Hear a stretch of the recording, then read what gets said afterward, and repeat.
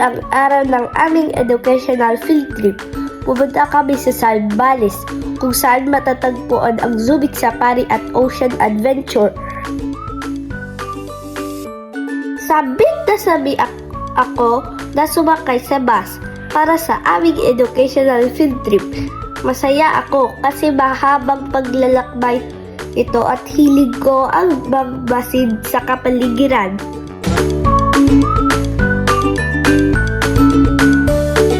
Ang aming paglalakbay ay puro ng tawanan at kwentuhan ng buong biyahe. Kasama ko din si Mami, Daddy at Tita. Excited kaming makita ang iba't ibang hayop sa Subic Safari at matuto kung paano sila inaalagaan. Bago man kami pumasok sa loob ng Subic Safari, may paalala ang aming tour guide. Una, sumunod sa mga alintuntunin.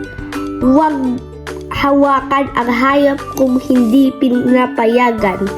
Pangalawa, panatilihin ang katahimikan. Iwasan ang pagsigaw para hindi ma-stress ang mga hayop. Pangatlo, huwag magtapon ng basura kung saan-saan. Pang-apat, igalang ang mga staff, tour guide, guro at mga kaklase. Pang-lima, makinig sa kanilang instructions para sa kaligtasan ng lahat. Pumila lang maayos.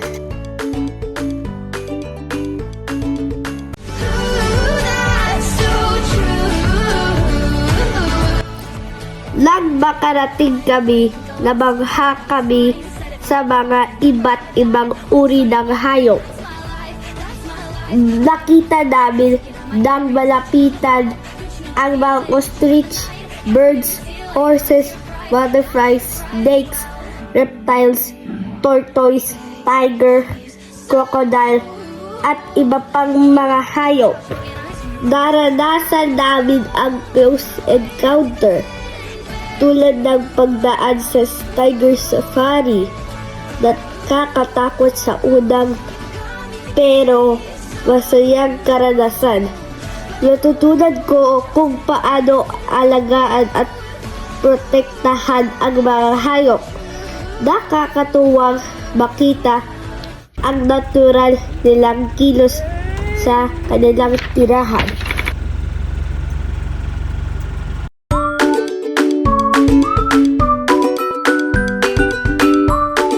Pumasok din kami sa exhibit cave. Nakita din namin kung paano sumayaw ang katutubo.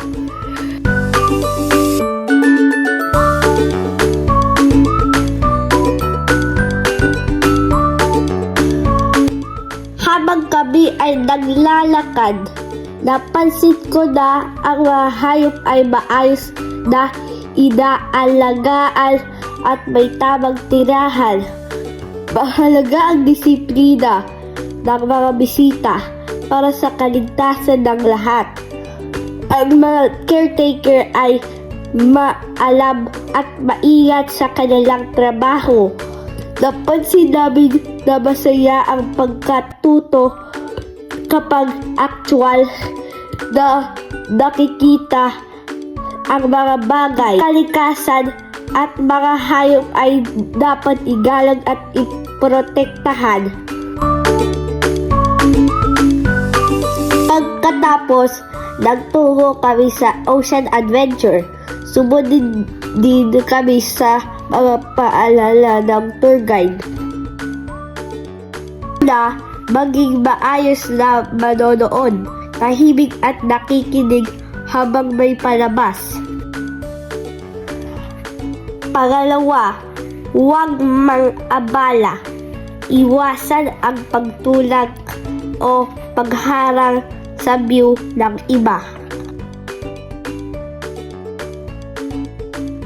Pangatlo, ipakita ang disiplina. Sumunod sa pila at sa oras ng programa.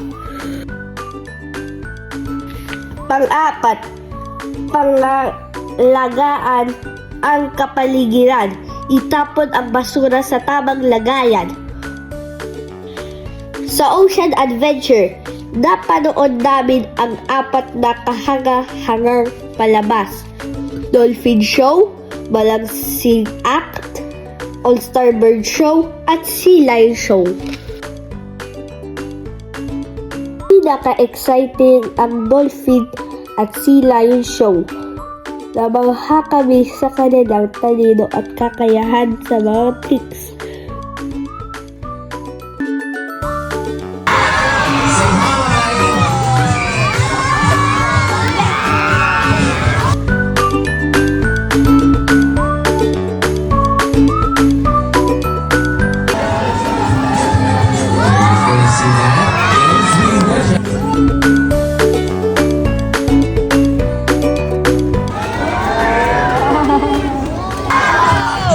There you go.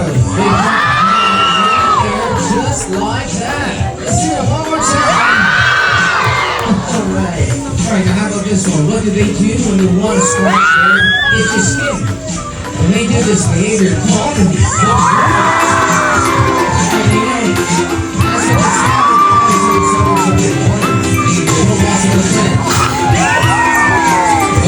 these amazing acrobatic areas.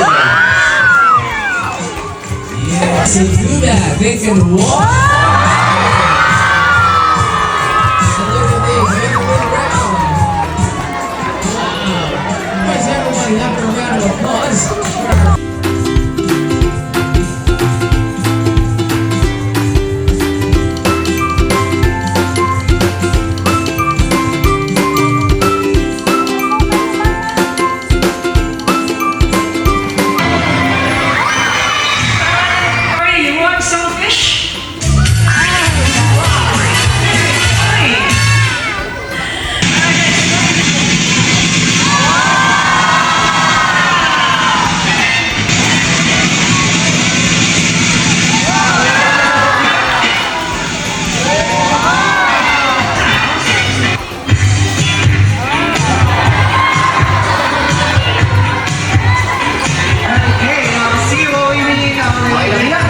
First fish. Okay, he eats and he stays. Good job, Dakila. Let's hear it, good boy. Now, second fish. Okay, he eats and he stays again. Good job, Dakila.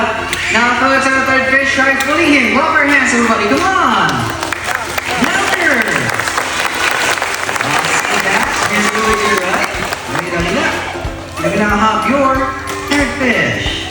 There you go. So one more fish to go and we are done. Last fish. Natutunan ko ang kahalagahan ng pangangalaga sa karagatan. Nakita ko kung paano tinuturuan at inalagaan ang lamang dagat. Sa kabuuan, ang field trip ay hindi lang masaya, kundi puno-puno ng bagong kaalaman at karanasan na hindi basta makukuha sa loob ng silid-aralan.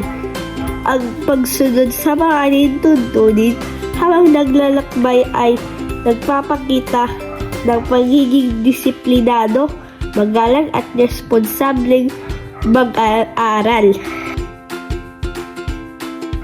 Hanggang sa muli, maraming salamat!